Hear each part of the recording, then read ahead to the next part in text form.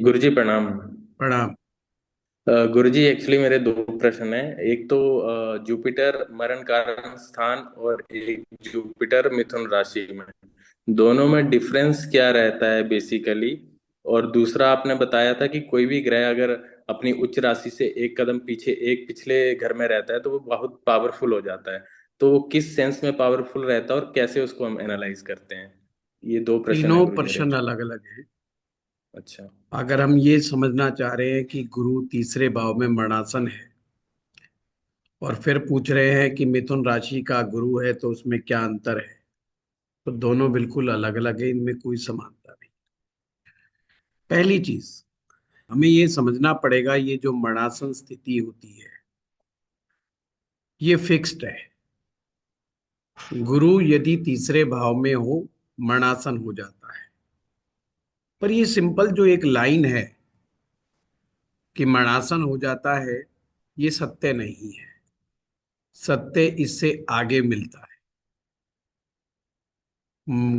मरणासन ग्रह को मरणासन स्थिति से बाहर निकालने के भी नियम है।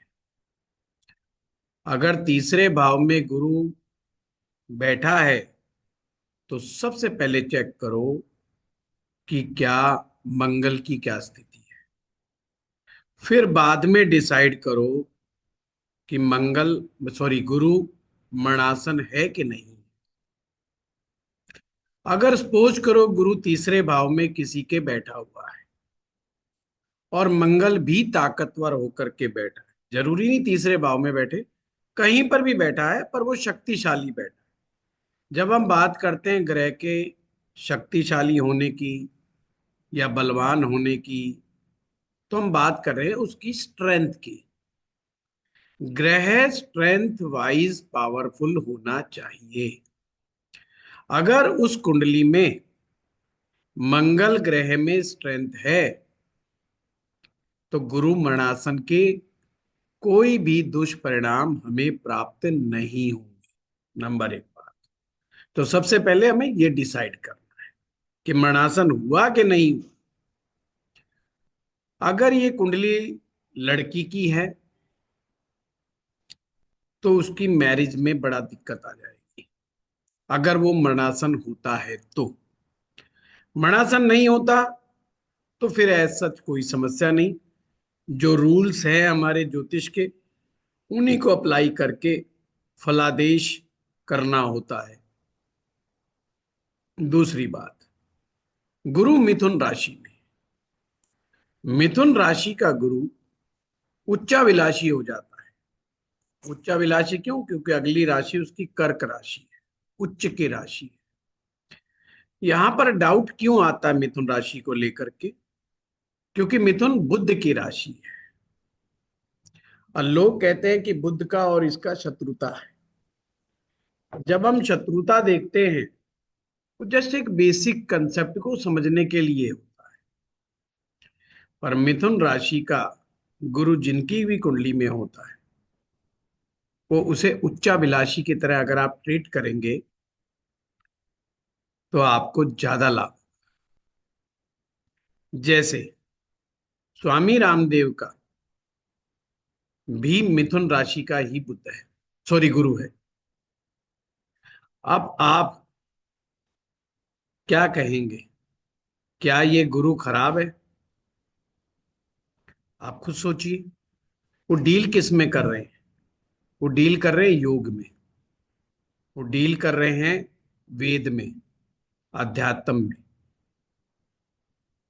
वो आपको अंग्रेजी के प्रवचन नहीं दे रहे, वो कह रहे हैं कि योग की तरफ लौट जाओ। वो आपको बात कर रहे हैं कि नॉनवेज मत खाओ, शराब मत पियो, बुरी आदतों से बचो और योग करो। तो अब आपने देख लिया मिथुन राशि के गुरु का कमाल। तो हर सिचुएशन विन विन होती है। अब यहां पर गुरु हो गए वक्री मिथुन राशि में, सिचुएशन पलट गई। अगर वक्री गुरु हुआ तो कोई पक्का नहीं होगा कि उसको वेद आते हैं कि नहीं आते, पर यह पक्का होगा कि वो वेद पे बहुत अच्छा बोल सकता है। वो चाहे तो योग पे बहुत अच्छा बोल सकता है। पर ये कोई गारंटी नहीं कि उनको सही वाला योग आता है कि नहीं आता। तो ज्योतिष में पल पल में कंडीशन बदल जाती है। इसीलिए रट्टा मार करके कभी भी ज्योतिष सीखा ही नहीं जा सकता। ज्योतिष में सूत्रों के द्वारा ही ज्योतिष को समझा जाएगा। कल किसी ने व्हाट्सएप ग्रुप पे डाला था कि जी गुरु मिथुन राशि में होगा तो खराब हो जाएगा, क्योंकि बुध जो है मीन राशि में नीच का हो जाता है। अरे भाई, धनु राशि भी तो गुरु की राशि है, वहां बुध जाके क्या करेगा? अगर हम यहाँ सूत्र बना लें कि गुरु की राशि में बुध खराब हो जाएगा, तो सूत्र तो लगा नहीं ना, क्योंकि गुरु की राशि तो धनु राशि भी है।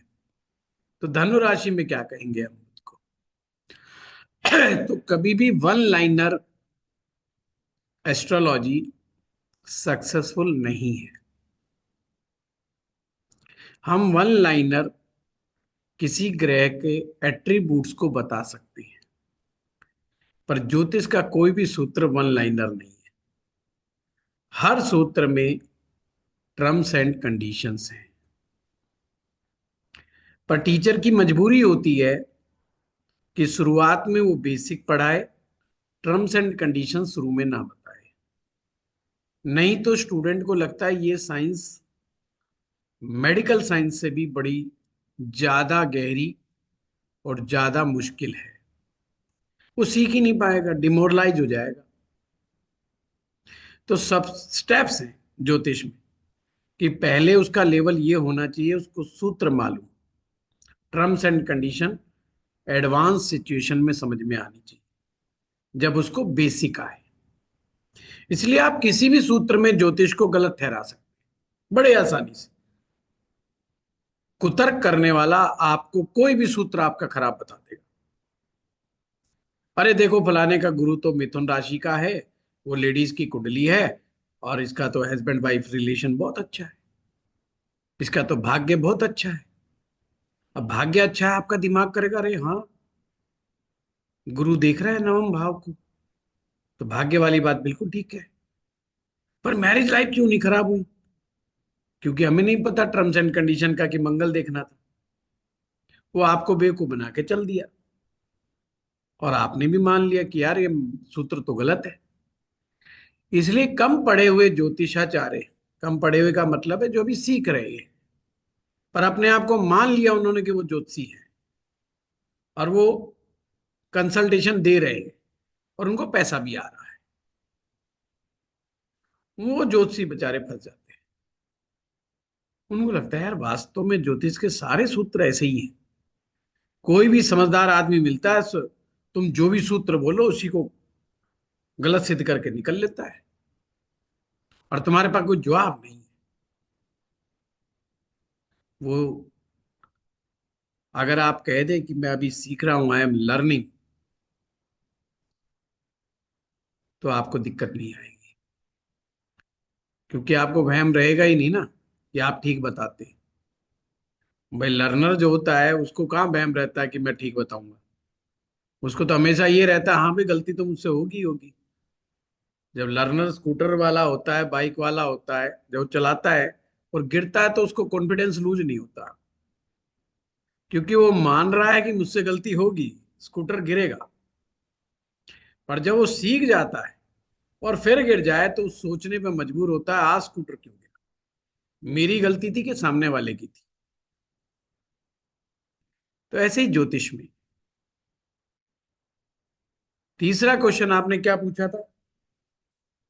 यही गुरुजी की, जैसे कोई भी ग्रह अपने से पिछली वाली उच्च की राशि से एक कदम पीछे हो तो वो काफी वो तो मैंने बता ही दिया, मिथुन राशि का हाँ। एग्जाम्पल ही आपने जी पूछा जी है। जी।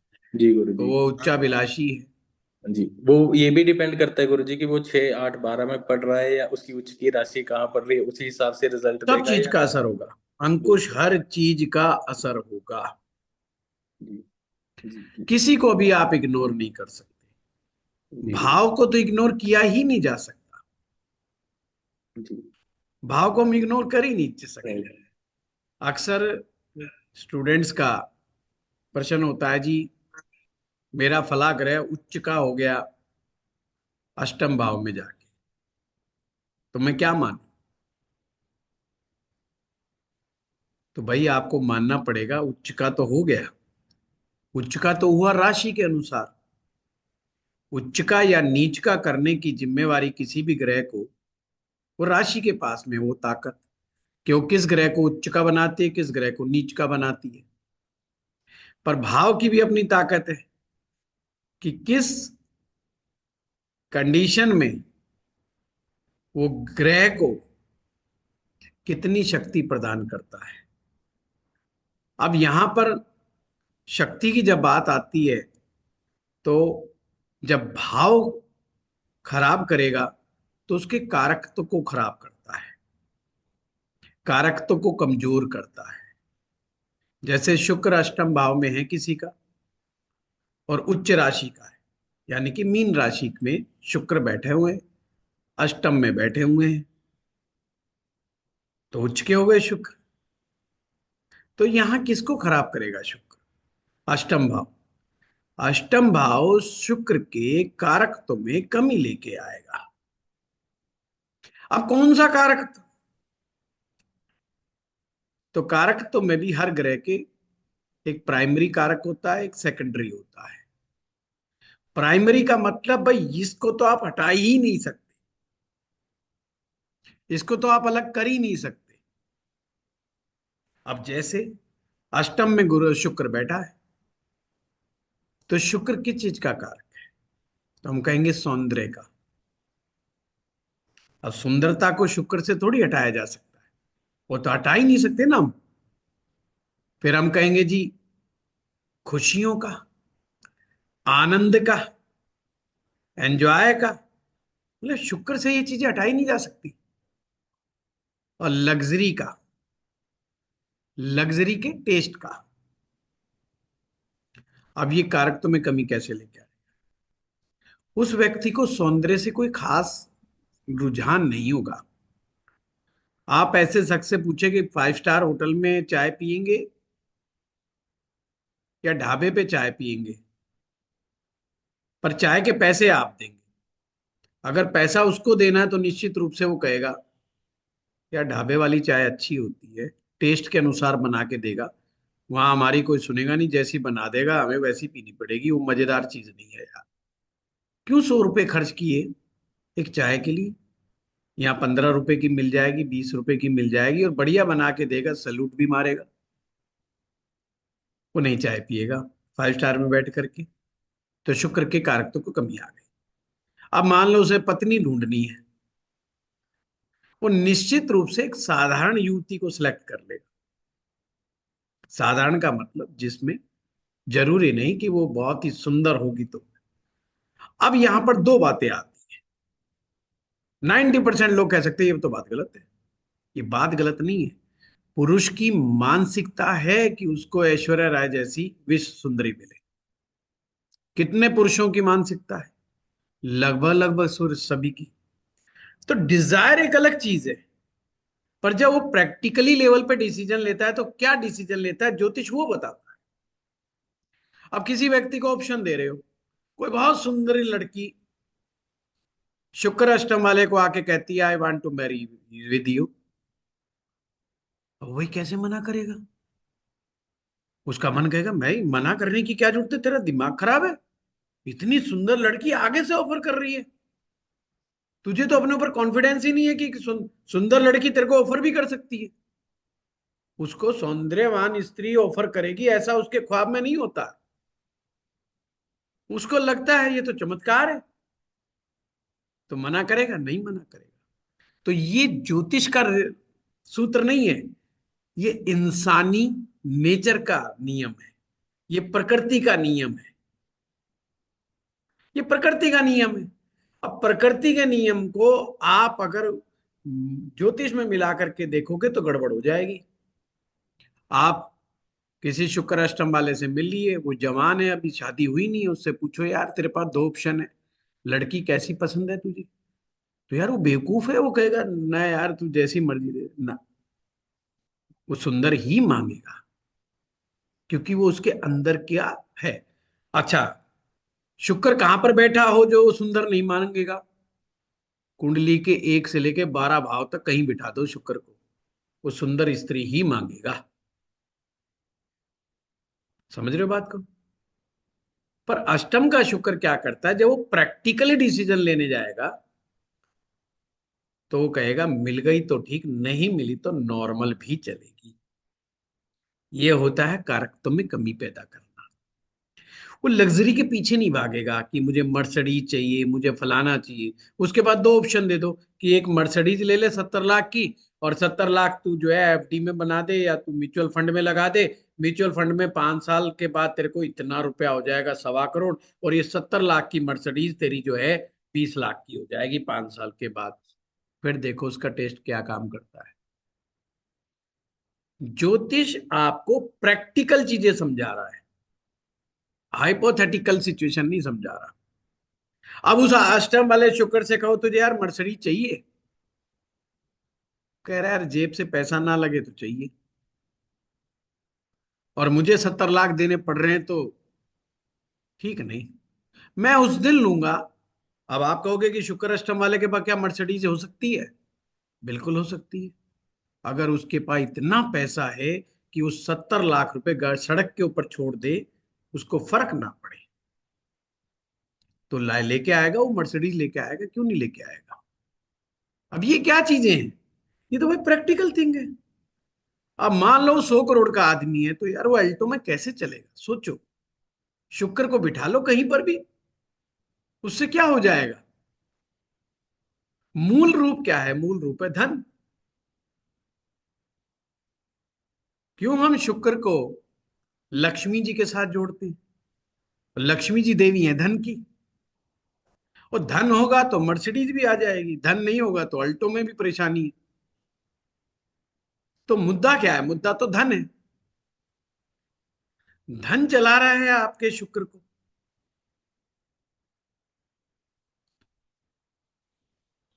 तो कारकत्व का मतलब है, अकारकत्व में कमी का मतलब है acceptance, acceptance of available things. जो चीज अवेलेबल है उसमें वो क्या एक्सेप्ट कर सकता है, मिनिमम क्या एक्सेप्ट कर सकता है, वो कारक तो है। अब मुझे कोई कह दो पंडित जी आपको मर्सिडीज में लेके जाएंगे, हरिद्वार चलना है, आपको घुमा के लाते हैं। एक दूसरा चेला कहेगा कि गुरु जी अल्टो गाड़ी में चलते हैं, और शीशे खोल के चलेंगे, इससे एयर कंडीशनिंग बड़ी अच्छी होती है, क्योंकि मेरा जो एसी जो है बढ़िया काम नहीं कर रहा है अल्टो वाला।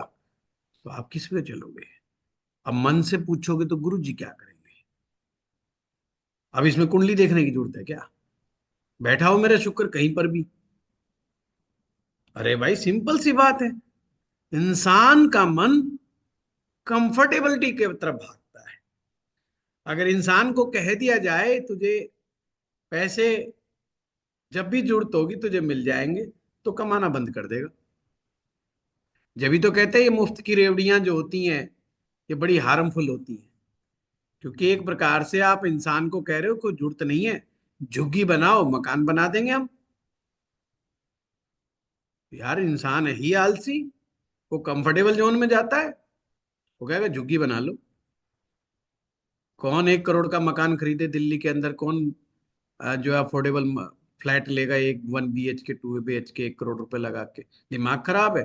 3-4 साल के बाद सरकार बना देगी, बिजली मुफ्त मिलेगी, पानी मुफ्त मिलेगा, फलाना मुफ्त मिलेगा, ढिमकाना मुफ्त मिलेगा। क्यों व्यक्ति मुफ्त बांट करके जीत सकता है? और ये तो कोई भी सरकार ये नहीं कह रही कि जिसकी शादी नहीं हुई हम शादी करा देंगे, ये इस पार्टी की गारंटी। वो 70 में से 70 जीत जाएगा। हैं जितने भी कवारे हैं या छोड़ना चाह रहे हैं, वो कह रहे छोड़ दो, अब तो सरकार की गारंटी, लेके आएंगे कहीं से भी ढूंढ के लेके आओ, हमारा क्या लेना। तो ये मन है, और मन को हम कभी कभी शुक्र के साथ जोड़ देते हैं, वहां गलती हो जाती है। मन क्या चाहता है, मन की प्रकृति अलग है और शुक्र की प्रकृति अलग है। अगर उसके डिफरेंस को हम समझ गए तो हमें सूत्र गलत नहीं लगेंगे, फिर सूत्र सही सही लगने लग जाएंगे। वही शुक्र अष्टम में आकर के अकल्ट का मास्टर बना सकता है आप। वही शुक्र उस आदमी से कह दो भस्म रमा के बैठना शमशान घाट के अंदर, तेरे को ये सिद्धि मिल जाएगी, वो बैठ जाएगा, भस्म रमा के बैठ जाएगा। तो क्या हुआ, उसने कारकत्व की तरफ ध्यान नहीं दिया ना। और शुक्र तो कहता कि इत्र जमा करके बैठो। भस्म क्यों रमाओगे, इत्र लगाओ, शरीर पर खुशबू आएगी, तुम्हारे शरीर से खुशबू आनी चाहिए। पर वो अष्टम में बैठा है। अष्टम है शमशान भूमि। शमशान भूमि का प्रोडक्ट क्या है, शमशान भूमि का प्रोडक्ट है राख। वो राख जमा लेगा, उसको अष्टम के कारकत्व से अब प्रॉब्लम नहीं है। और शुक्र अष्टम से हटा दो, उसको अष्टम के हर चीज के से प्रॉब्लम हो जाएगी। बिकॉज राख, और वो भी शमशान की। तुम्हारा दिमाग खराब है, मैं तो माथे पे ना लगाऊं, तुम शरीर पे लगाने की बात कर रहे हो।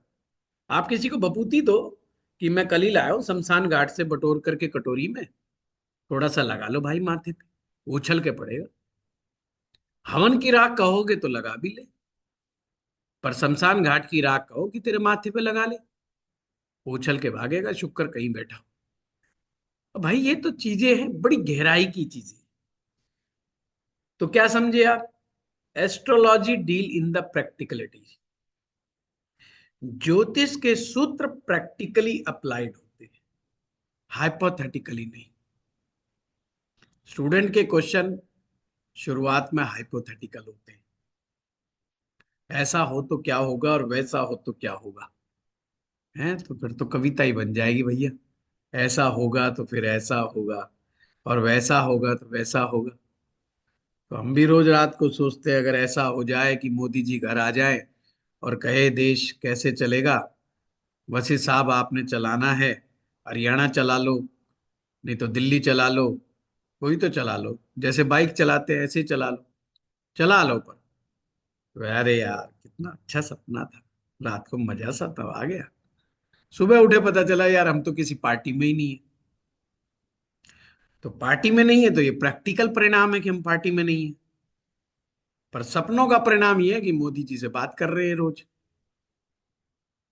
इट्स मीन ड्रीम लाइफ अलग है, मन अलग तरीके से सोचता है, और शुक्र अलग तरीके से काम करता है। इनमें डिफरेंस है, पर समस्या यह है कि इन तीनों में कुछ चीजें कॉमन है। तीनों की तीनों चीजें कंफर्टेबल जोन में भागती। शुक्र भी कंफर्टेबल जाता है, और मन तो शुक्र से भी ज्यादा एडवांस है। उसको तो कभी अनकंफर्टेबल कंडीशन चाहिए ही नहीं। रोग कौन मांग रहा है, मानसिक परेशानियां कौन मांग रहा है, छठा भाव कौन मांग रहा है। कौन चाहता है मैं कंपटीशन में फंस जाऊं, हर कोई कहता है मोनोपोली होनी चाहिए। कौन कहता है मैं मुकदमे लड़ता रहूं, जाके कोर्ट में बैठूं। कौन चाहता है मेरे घर में चोरी हो जाए, छठा भाव चोरी का है, डकैती का है। कौन चाह रहा है भाई, कौन चाहता है मियां बीबी का सेपरेशन हो जाए, कोई नहीं चाह रहा। मन छठे भाव को बिल्कुल नहीं चाहता, मन छठे भाव को बिल्कुल नहीं चाहता। अच्छा क्या शुक्र चाहता है छठे भाव को, वो कहता है मैं तो छठे की तरफ मुंह करके भी ना देखूं। इसीलिए तो छठे घर में जब शुक्र आता है तो मरणासन हो जाता है। वो कहता है तुमने तो बिल्कुल ही मरवा दिया। चंद्रमा थोड़ा बहुत सरवाइव तो कर लेता है छठे में, शुक्र तो वहां सरवाइव ही नहीं कर पाता। वो तो फंस जाता है बुरी तरीके से, होगा काम मरवा दिया यार। लग्जरी की प्रकाष्ठा है शुक्र, मन लग्जरी चाहता है, दोनों में अंतर है। मन लग्जरी चाहता है, शुक्र लग्जरी की प्रकाष्ठा है, प्रकाशन एक्सट्रीम लेवल। यानी शुक्र जिसका अच्छा है, उस पर कैसे ही पैसा आएगा, उसका दिमाग करेगा यार। 5 स्टार में चलते ना चाय पीने, धीरू भाई अंबानी भी पीते थे। अब पीते थे नहीं पीते थे, लिखने वाले ने लिख दिया। अब पी भी लिए एक दिन में तो क्या फर्क पड़ गया। ऐसे तो हमने भी कई बार पी ली। 5 स्टार में। पर वो कई बार में, ये थोड़ी कि हम हर महीने पहुंच जाते हैं। हमारे गुड़गांव में दुनिया भर के 5 स्टार होटल है, हम कभी जाते ही नहीं। इसका मतलब टेस्ट नहीं है। जिस चीज का टेस्ट होगा तो आदमी बार बार जाएगा। सिंपल सी बात। अब क्या हम नहीं जाना चाहते? अरे हम तो रोज चाहते हैं कि आ जाए लंच 5 स्टार होटल से डेली। किसने रोका है? पर स्पॉन्सर्ड बाई अदर हो, हमारे द्वारा ना हो, क्या दिक्कत है? तो एस्ट्रोलॉजी प्रैक्टिकलिटी में डील करती है। जब तक सूत्रों को प्रैक्टिकल लेवल तक जाकर के जांच परख नहीं करोगे, कंफ्यूजन बन जाएगा। जी अगर गुरु। किसी का कर्क लगन है, गुरु मिथुन राशि में बैठा है, अरे अगली राशि उसकी उच्च है पर अगला भाव भी पहला है, उसमें अंतर आ जाएगा। अब मिथुन राशि फॉल कर रही है सप्तम भाव में, वहां गुरु बैठा है। अब उच्चाभिलाषी तो ये गुरु भी है, पर वो तो अष्टम भाव का गुरु हो जाएगा। मतलब वो उच्च का जब बनेगा जब वो अष्टम में जाएगा। अगर अष्टम में नहीं जाएगा तो बात नहीं बनेगी। तो अंतर, जरा जरा सी बात पे अंतर आ जाता है। अब मिथुन राशि फॉल कर रही है पंचम भाव में, तो गुरु उच्च का होगा छठे भाव में जाकर के। अब ना तो उसे छठा पसंद है ना आठवां पसंद है। 12वां इसलिए पसंद है कि काल पुरुष की राशि वहां पे फॉल कर रही है। पर क्या उसे गुरु को पसंद है वहां पर? Extremely not. पसंद नहीं है, पर वो सरवाइव कर लेता है। सरवाइव का मतलब क्या है? फ्लेक्सिबिलिटी है, एक्सेप्टेंस है। गुरु अष्टम में, गुरु 12वें में आके खुश नहीं है, पर वो कहता है अब आ ही गए हो तो चलो इसी से गुजारा कर लो। खुश नहीं है, क्योंकि वहां पर राहु का भी गुण है 12वें में। 12वें में राहु का गुण है, इसीलिए तो 12वां भाव सही सुख है। 12वें भाव में जेल है, 12वें भाव में वनवास छिपा हुआ है, 12वें भाव में खर्चे हैं, 12वां भाव में हॉस्पिटलाइजेशन है। अब गुरु ये सब कहाँ चाह रहा है? वो नहीं चाहता है इस चीज को, पर सरवाइव कर लेता है। सरवाइव का मतलब क्या? गुरु जी जंगल में पहुंच गए, गुरु जंगल में मंगल करना शुरू कर देंगे थोड़े समय के बाद। यानी कि वो ऐसा प्लेनेट है उस हाउस में जहां पर वो फ्लेक्सिबल है, अकॉर्डिंग टू कंडीशंस वो अपने आप को ढाल लेता है।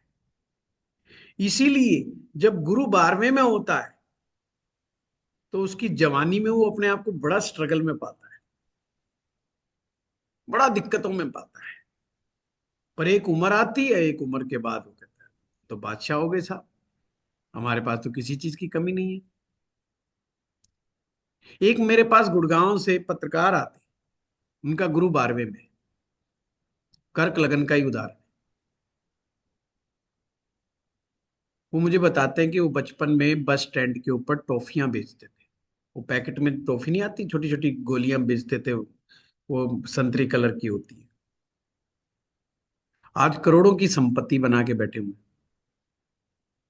करोड़ों की संपत्ति बना के बैठे।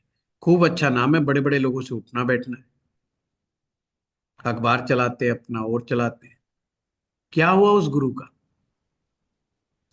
वो तो है तो मिथुन राशि में ना, ज्यादा पढ़ा लिखा नहीं है, 12वीं फेल है, पर पत्रकार बड़ा दबंग है। एक समय पर आकर के वो मास्टर हो गया अपने फील्ड का। वो क्या कहेंगे आप? यानी कि आयु के साथ साथ भी कुछ चीजों में बदलाव आता है, और इस बदलाव को आप आयु के अनुसार समझिए।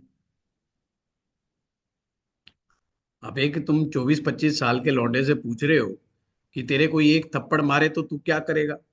उसका जवाब है मैं दो दो नहीं 3-4 मारूंगा, मौका मिलेगा तो घूसा भी मारूंगा।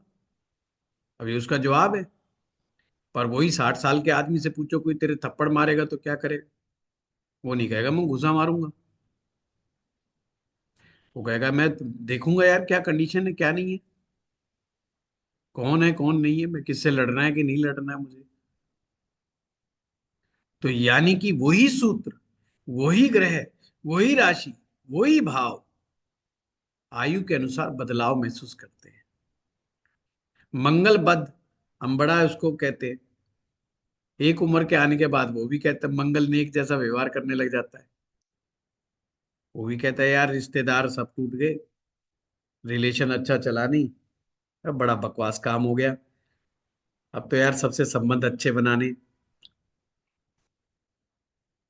क्या बदलाव आया? आयु का और अनुभव का बदलाव आता ही आता है। अगर इस चीज को हम समझ जाएं तो समझ जाएंगे। हाँ, ज्ञानेंद्र जी। धन्यवाद गुरु जी। गुरुजी, साष्टांग दंडवत चरण स्पर्श। अ, मेरा आज का मेरे पास जो मेरा प्रश्न है वो ये है कि एक व्यक्ति नहीं, दो व्यक्ति हैं, अलग अलग समय पे अलग अलग जगह पे जन्म लिए हैं। एक घर में, वो एक अमीर घर में पैदा हुआ है, और एक व्यक्ति जो पैदा हुआ है, जन्म लिया है, वो रोड पे, मतलब गरीब घर में पैदा हुआ है। तो दोनों का भविष्य अलग अलग है, लेकिन ग्रह तो दोनों की पत्रिका में एक ही जैसे होंगे। तो ये सिचुएशन, मतलब इससे मैं समझना चाहता हूँ ये क्या है, इस चीज से इसको। बाहर आ जाओ। ये जो हाइपोथेटिकल क्वेश्चन उठा करके खुद कंफ्यूज हो जाते हो, ये बड़ी समस्या है। कभी जाओ, उन कुंडलियों को ढंग से देखो, उनके डिविजनल चार्ट्स में जा करके देखो, आपको स्थिति एकदम स्पष्ट हो जाएगी। दो कुंडलियां एक जैसी मिलना बहुत मुश्किल होता है। ये आपका हाइपोथेटिकल क्वेश्चन है। हाइपोथेटिकल का आंसर हाइपोथेटिकल ही होगा। वही मैंने गुरु कहा जी, था कि ऐसा हो तो वैसा हो। नहीं, क्या हुआ कि मेरे एक मित्र हैं, वो दो भाई हैं, वो हम्म। दोनों भाई 1 मिनट के अंतर से पैदा हुए हैं। हाँ ठीक और है। उनकी पत्रिका मैंने देखी थी। उनकी पत्रिका में सिर्फ D60 चार्ट में एक ग्रह का अंतर आ रहा है, बाकी सारे सारे वर्ग, कुंडली कुंडली सब जगह एक ही जैसा है। तो फिर ऐसे तो ये व्यक्ति को प्रश्न तो ट्विंस का हुआ ना। आपने नहीं, प्रश्न पूछा एक गरीब आदमी एक अमीर आदमी, मैंने अब आप उसको है प्रश्न ना, से पलट गए। नहीं, पलट नहीं गया। मैंने उसको यही सोचा कि अगर मान लीजिए ऐसी कई और भी परिस्थिति उत्पन्न हुई हो फिर तो। वही वाली बात है कि मान लीजिए, मैं शुरू से क्वेश्चन सुन के कह रहा हूँ हाइपोथेटिकली बोल रहे हो, क्योंकि मैं तो प्रैक्टिक। अरे यार 25 साल का अनुभव हो गया है। बिना चश्मा देखे भी, बिना चश्मा हटा के भी देख के समझा देते, समझ में आ जाता है ये पूछेगा क्या। ये प्रश्न ही हाइपोथेटिकल ही है। इतनी कुंडलियां देखने का, इतना अनुभव होने का फायदा यही तो है। ये हाइपोथेटिकली क्वेश्चन, सामने रखो चीजें, सामने आपकी आंखों के सामने प्रैक्टिकल थिंग। इसका मतलब जो ट्विंस की कुंडली जो देखी जाती है वो अभी आपको पूरी तरह से नहीं देखनी आती। देख तो ली, तो अब आगे के सूत्र पता नहीं है, तो आप फंस गए। अब मैंने D60 तक बता रखा है, बट D60 बना दिया, फिर नमांशा क्या बनेगा, उसका नमांश क्या बनेगा, वो आगे नहीं पता आपको। नहीं पता तो बात जवाब भी नहीं पता फिर आगे का। कोई भी ये तर्क करके भाग जाएगा तुम्हें टेंशन में डाल करके। अब हमारे सामने हो तो बताएं भाई, तुम भागने कैसे देंगे। आगे तक पढ़ने का यही तो फायदा है। चलो, हो गया। हाँ वर्षाली जी। प्रणाम गुरुजी। प्रणाम। गुरुजी, मुझे ये पूछना था कि वक्री ग्रह सूर्य से त्रिकोण में बैठे हैं, तो वो हम्म। उसको किस तरीके से मदद करते हैं? पहली बात तो, जो भी त्रिकोण होता है वो एक ही एलिमेंट से बना होता है। कोई भी त्रिकोण जिसे जी। आप त्रिकोण मानते जी। हो, चाहे हम्म। 1 5 9 का त्रिकोण बना लो, चाहे 2 6 10 का त्रिकोण बना लो, चाहे 3 7 11 का बना लो, चाहे 4 8 12 का बना लो, जो भी एक एलिमेंट होगा वो सेम एलिमेंट होगा तीनों में, तीनों भावों में। अगर 4 8 12 है तो जल तत्व है, तो तीनों में जल तत्व है। जब सेम जल तत्व है तो मदद कैसे करेंगे? तो हमें ये देखना है कि हम लाल किताब से समझ रहे हैं कि वैदिक से समझ रहे हैं। वैदिक से समझ रहे हैं तो नियम अलग लगेगा, लाल किताब से समझ रहे हैं तो नियम अलग लगेगा। वैदिक से गुरुजी। हाँ, वैदिक से है तो कोई गारंटी नहीं कि वो मदद करें, सिर्फ वो सेम एलिमेंट में। हाँ, तो नियम अलग अलग है। आपने वैसे ही देखना है, नवमांश में जाके चेक करो क्या कंडीशंस बनती हैं, डिस्पोजिटर को चेक करो क्या कंडीशंस बनती हैं। इनके स्टेप्स है, ज्योतिष स्टेप्स का खेल है। अगर आपको किसी चीज को फाइंड आउट करने के लिए स्टेप्स मालूम है तो दिक्कत नहीं आएगी कि फर्स्ट क्या स्टेप, सेकंड क्या, थर्ड क्या, फोर्थ क्या। ये बोर्ड से ही समझाए जा सकते हैं, बोर्ड के ऊपर बैठ करके आमने सामने जो है उसमें होता है। तो मैं इस बार कोशिश करूंगा कि लाइव क्लासेस लेने की अपने यहाँ गुड़गांव में, पर मैं चाहूंगा पेशेंस फुल स्टूडेंट ही आए मेरे पास। इस बार मैं कंडीशन लगाऊंगा, धैर्य हो तो आना वरना मत आना। गुरुजी मुंबई से गुरु हाँ, नहीं मैं के भगा दूंगा, चाहिए। नहीं मैं भगा दूंगा। ठीक है, नहीं आप लोगों के लिए लाइव क्लास है, ऑनलाइन चलेगी, आप ऐसा थोड़ी ऑनलाइन बंद कर। हाँ, फिर कर सकते हैं गुरुजी। हाँ हाँ, ठीक है। हाँ, सुरेंद्र गुप्ता जी। हाँ जी जी, गुप्ता जी। सर मैं ना पटियाला पंजाब से बोल रहा हूँ जी। अरे वाह सर जी वाह। मैं आपका 8 महीने से ये प्रोग्राम देख रहा हूँ। जी। तो मेरा एक ही, मैं बड़ी बड़ी आपकी हर वीडियो हर रोज रात दिन देखता हूँ। मेरे पे एक सवाल है, भी जो छिद्र दशा लगती है, जी। हर ग्रह की क्या छिद्र दशा होती है? पहला क्वेश्चन। दूसरा क्वेश्चन, अगर छिद्र दशा में हम्म। मेरे छिद्र दशा लगी थी, मैं 30-35 साल से भाग रहा था राहु के लिए, तीस जी। पैंतीस साल हो गए, तो मेरे को किसी ने जवाब नहीं दिया। सर आपने ही जवाब दिया। मेरे पर छिद्र दशा लगी। छिद्र हम्म। दशा लगने से स्टार्टिंग हम्म। में और लास्ट में, मैं हम्म। जो लास्ट की दशा लगी मेरी राहु की, उसमें मैं हम्म। बिल्कुल जीरो हो गया, जीरो। हम्म। तो अब हम्म। मेरा पूछने का मतलब ये है, मैं ज्योतिष सीख रहा हूँ आपके चैनल से, सर की क्लासें भी ज्वाइन की है बेसिक की। तो हम्म। क्या छिद्र दशा को कैसे चेक करें भी, इस ग्रह की छिद्र दशा कब लगेगी? बस इतनी की रिक्वेस्ट है। बहुत बहुत सिंपल होता है। एक होती है महादशा, एक होती है अंतरदशा, एक होता है प्रत्यंतर दशा। दो दशाएं और भी आगे होती हैं, पर मैं तीन दशाओं का ही आपको अभी बता रहा हूं। सपोज करो किसी को सूर्य की महादशा चल रही है, उसमें अंतरा लगा चंद्रमा का, तो लास्ट की जो प्रत्यंतर दशा होती है, लास्ट वाली, बिल्कुल लास्ट वाली, उसके दो प्रत्यंतर, लास्ट के दो प्रत्यंतर छिद्र दशा में माने जाएंगे। कि लास्ट के दो प्रत्यंतर छिद्र दशा में माने जाएंगे। छिद्र दशा के परिणाम कई बार बड़े विपरीत आते हैं। दो दशाओं में से, मतलब दो प्रत्यंतर में से, एक जो पहला प्रत्यंतर होता है वो इतना ज्यादा टफ नहीं होता कई बार, पर दूसरा प्रत्यंतर काफी टफ हो सकता है। इसी प्रकार से जब महादशा में आखिर की अंतरदशा चलती है, आखिरी लास्ट, जैसे शुक्र की महादशा में सूर्य का अंतरा जो रहेगा, नहीं लास्ट में शुक्र में, लास्ट में कौन सा आएगा?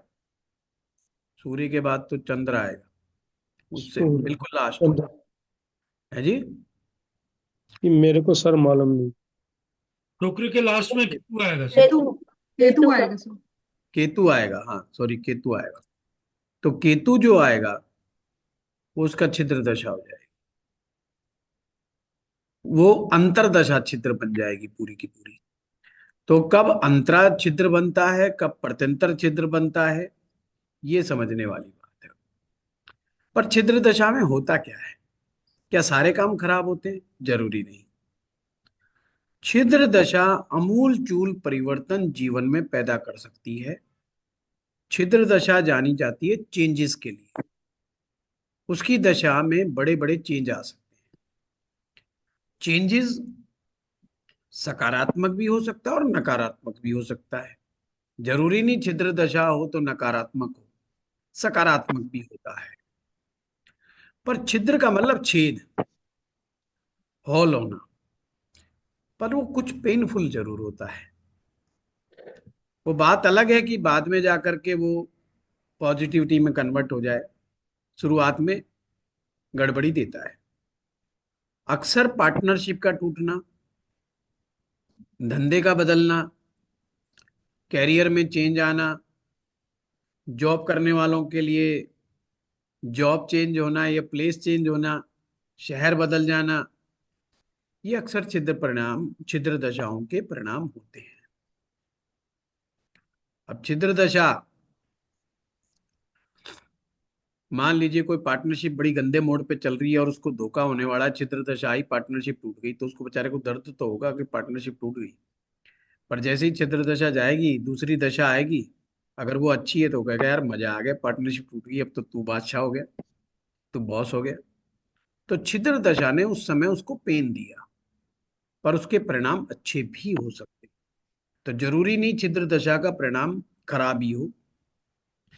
डिपेंड्स ऑन इस बात पर कि छिद्र दशा का ग्रह कौन सा है, ग्रह की प्लेसमेंट क्या है, उससे पता चलेगा कि ये पॉजिटिव जाएगा कि नेगेटिव जाएगा। समझ गए? Sir hello. जी हाँ जी सर।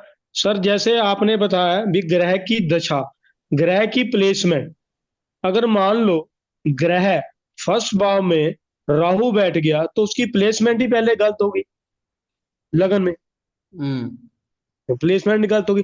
तो उसकी जो छिद्र दशा आएगी, स्टार्टिंग और लास्ट वाली, ठीक है ना, हम्म जब स्टार्टिंग आई मेरा काम बदल गया, ठीक है ना जी। हम्म उसके जो लास्ट वाली आई तो मैं परिवार क्या अपने सारी सब कुछ मेरा खत्म हो गया। वो लास्ट वाली दशा मैं निकालूंगा, देखूंगा भी राहु की लास्ट वाली दशा क्या आई थी। मेरा एक और सवाल साथ में, अगर ये जो हाथ की रेखा होती है राहु की, जी हाथ की, ये जो हाथ की मेरी रेखा थी, मैंने पामिस्ट्री कोर्स किया हुआ था, उसमें जो राहु की रेखा काटी थी मेरी, वो इतनी लंबी थी कि हार्ड लाइन को काट कर मेरी लास्ट तक चली गई थी हम्म छिद्र दशा में। तो जब हम्म छिद्र दशा राहु की दशा काट कर गई, इसका मतलब राहु ने ही मेरे को उस काम में सारा खत्म कर दिया। जी जी बिल्कुल। ऐसे ही है मेरा, आपका कहने का मतलब है ग्रह की प्लेसमेंट चेक करो कि अच्छे घर में है या बढ़िया घर में है, ठीक है ना। जैसे मान लो सूर्य लगन में बैठा है तो सूर्य की क्या छिद्र दशा मानी जाएगी शुभ जगह में? डिपेंड्स ऑन कि सूर्य उस कुंडली के लिए क्या है, जी पॉजिटिव सर। है कि नेगेटिव जी सर। है, तो पता चलेगा, ऐसे नहीं पता चलेगा। चाहे सूर्य में चाहे शुक्र हो, कोई भी ग्रह हो, उसकी ऐसे प्लेसमेंट ग्रह की हाइपोथेटिकली नहीं, हाइपोथेटिकली तो कोई भी आंसर फिट नहीं होता ज्योतिष में, सारी कंडीशन गड़बड़ हो जाती है। मैं जी वही कह सर। रहा हूँ, हर कंडीशन अलग अलग, हर सिचुएशन बिल्कुल डिफरेंट है। अब जी आपने सर। तो बोल दिया कि सारे को कोई सा भी करे, अब कोई सा मैं कैसे कह दूं? अब जल्दबाजी में हम भी हाँ कर दे, पर है तो गलत ना वो। अब मेन दोबारा तो वीडियो प्लेसमेंट देखोगे, कहते देखनी हैं यार गुरुजी ने तो ये कहा है कि साहब कोई भी हो, मेन ये तो लग नहीं रहा। ग्रह की प्लेसमेंट देखनी पड़ेगी और दशा, प्लेसमेंट दोनों चीजें का देखनी। मतलब होता है, प्लेसमेंट के साथ उसका डिस्पोजिटर देखना है, उसकी जी सर। स्ट्रेंथ देखनी है, जी सर। नवमांश में उसकी स्थिति देखनी है। ये जी वन लाइनर तो होता ही नहीं ना सूत्र। ना। जी सर, मैं समझ गया सर, आपकी बात सारी समझ गया। ठीक। Thank you sir. नमस्कार सर। हाँ, ये अभी जो लिख रखा है अभी, हाँ सर, डाउट वैसा कुछ था नहीं। क्या नाम आपका? मेरा नाम उदित कुमार है। और उदित कुमार, अच्छा। जी। और जो बात से बात निकल के आई, आप अभी बता रहे थे थोड़ी देर पहले कि एक्सेप्टेंस और इच्छा, तो हम्म, इसमें जनरली हमें कौन सा फॉलो करना चाहिए? और एग्जाम्पल कुंडली 8th हाउस जो आपने बोला एकदम सटीक बोला। मेरा भी शुक्र अष्टम में है, और अभी 2 महीने पहले से मैं सोच रहा हूँ कि मर्सिडीज लूँ या ना लूँ, क्योंकि हमारे ऑफिस में कुछ ऐसा पॉलिसी आया है कि कार लेना है तो ले सकते हैं, 30% डिस्काउंट में मिलेगा। अब मैं हम्म, सोच ही रहा हूँ और सोच सोच के टाल रहा हूँ। तो हम्म, वही मतलब एक्सेप्टेंस एक चीज है और इच्छा हम्म। एक चीज है, बट हमें किस पे फोकस करना चाहिए इस केस में? थोड़ा सा आपका ओपिनियन। ये भगवान ने हर एक की खोपड़ी अलग दी है, और अक्सर मैं कहता हूँ भगवान ने 112 प्रकार की खोपड़ियां दी हैं। अब उनमें से कौन सी खोपड़ी आप है, तो ये तो मैं समझ नहीं सकता। अब खोपड़ी को समझना है तो लगन को समझो, शुक्र को छोड़ दो। हाँ, तो जोन सी खोपड़ी होगी वैसे ही डील करोगे। मेरे कहने से ना लोगे ना मना हाँ, करोगे। वो तो ठीक है सर। मैंने अभी क्या कहा, अष्टम का शुक्र भी चाहता है कि मैं मर्सिडीज ले लूं। अष्टम का शुक्र भी चाहता है कि मैं 5 स्टार होटल से लंच आ जाए। हम्म। और डिपेंड्स ऑन कि वो पैसा कौन देगा, कौन ले? तो उस चीज के ऊपर है। क्यों? और जब शुक्र बलवान होता है, इसका मतलब वो इंतजार नहीं करता कि कौन मुझे पैसा देगा हम्म, या मुझे डिस्काउंट मिलेगा कि नहीं मिलेगा। हम्म, जैसे ही उसकी जेब में एनफ मनी आया, वो जाएगा और मर्सिडीज ही लेके आ जाएगा। वो कहेगा जी बिना मर्सिडीज के मैं चल ही नहीं सकता। सिंपल मेरा कंसेप्ट है। अब एक बच्चा है, बच्चा क्या, अब तो यंग बच्चा हो गया। वो कहता है गुरुजी मेरे जो जूते हैं वो 30,000 रुपए के हैं। तो मैंने कहा दिखा यार, सचमुच हमने कभी देखे ही नहीं, 30,000 रुपए का भी जूता आता है। कहता जी 2 लाख का भी आता है। अरे मैं कहा डरा मत भाई, हम तो तेरा 30,000 वाला ही मान लेंगे कि ठीक है, आता होगा भाई, 2 लाख का भी आता होगा, 2.5 लाख का भी आता होगा। तो उस बच्चे का शुक्र अच्छा है। तो मैंने कहा यार बड़ा महंगा जूता ले लिया। कहता है जी जो 2.5-3 हजार के जूते, कुछ जूते होते हैं पैर खराब हो जाते हैं उससे। तो मैं अपनी तरफ देखने लगा, यार ये तो मतलब, ये तो इतने साल हो गए, 50 को टच करने वाले हो रहे हम, और अभी तक तो पता नहीं कितनी बार पैर खराब कर लिया होगा है। जी। एक्चुअली में उनको लगता है वो मेरी मजबूरी है 30,000 का लेना, 40। उनके लिए वो नीड का पर्सन नहीं है, उनके लिए इम्पोर्टेंस है कि क्योंकि वो 30,000 का से कम में उनका गुजारा नहीं है। तो जैसा ही पैसे आएगा हम्म, वो 30,000 40,000 वाले जूते की तरफ दौड़ेगा। हम्म, एक्चुअली में वो व्यक्ति ब्रांड कॉन्शियस होता है, हम्म, तो ब्रांड से ज्यादा लेना देना है। अगर हमें कोई कह देगा कि यार ये शर्ट है पर ये उतना ही, और 2,000 रुपए की शर्ट है हम्म, पर ये उतनी ही लंबी चलेगी जितनी 20,000 वाली चलेगी, हम्म, पर 20,000 वाली पे कोई ब्रांड लिखा हुआ है, इस पे कोई ब्रांड नहीं। अब मेरे जैसा आदमी तो कहेगा यार तुम 2,000 वाली देना, जब चलना उतना ही है तो अपने को 20 का करना क्या है। हम्म, ये दिखाता है कि शुक्र की कमजोरियां हैं, ये शुक्र की कमजोरियां दिखाता है। हम्म, सिंपल सी बात है, शुक्र कमजोर होगा तो व्यक्ति ज्योतिष में जाएगा ना। हम्म, बलवान शुक्र आदमी कहेगा मैं क्यों किसी की हॉस्पिटलिटी में घुसूं यार, क्यों किसी का दुख सुनूं, क्यों हम्म, किसी की परेशानी सुनूं, हम्म, मैंने क्यों अपना दिन खराब करना, सुबह सुबह कोई रोना पीटना शुरू कर दे, ये हो गया हम्म, वो हो गया। वो टेस्ट कॉन्शियस है भाई, जी। उसे रोना पीटना समझ में ही नहीं आता, तो क्यों ज्योतिषी बनेगा वो। सर एक और बात से बात ही आई है। जैसे अभी सर बोल रहे थे कि छिद्र उनका महादशा आपने एक्सप्लेन किया कि लास्ट का दो अंतरदशा है वो लास्ट का अंतरदशा और प्रत्यांतर दशा लास्ट का दो जो है वो छिद्र हो जाता है। तो अगर कोई मेलेफिक प्लैनेट है जिसका कि महादशा चल रहा है जैसे सैटर्न, तो उसका अगर प्रत्यांतर दशा अंतरदशा में लास्ट में जुपिटर आएगा उदित तो फिर वो भी गलती कर रहे हो, फिर गलती कर रहे हो। यहाँ पर मेलेफिक और बेनिफिक तो डिसाइड कुंडली करेगी। अच्छा। कल को वृष लगन आ गया, वृष लगन में शनि को मेलेफिक कैसे कह दोगे आप। भाग्य का लॉर्ड है भाई, वो कर्म का मालिक है भाई, उसको कैसे आप खराब कह दोगे। वृष लगन वाले व्यक्ति के जीवन में शनि आएगा वो तो उछल के पड़ेगा कि हम्म, अब आया हूं पहाड़ के नीचे, अब मैं कमाऊंगा पैसा। हम्म, कर्क लगन में मंगल की महादशा आएगी तो वो उछल के पड़ेगा कि अब पैसा कमाऊंगा। हाँ, तो मेलेफिक बेनिफिक जब हम सीखते हैं बेसिक ज्योतिष में, हाँ, तो हम उस ग्रह के स्वभाव की बात कर रहे हैं। हाँ, और जब हम उसको कुंडली में इंप्लीमेंट करते हैं तो वो कुंडली का लगन डिसाइड करता है Lord. Which is malefic which is benefic. और डेथ चार्ट।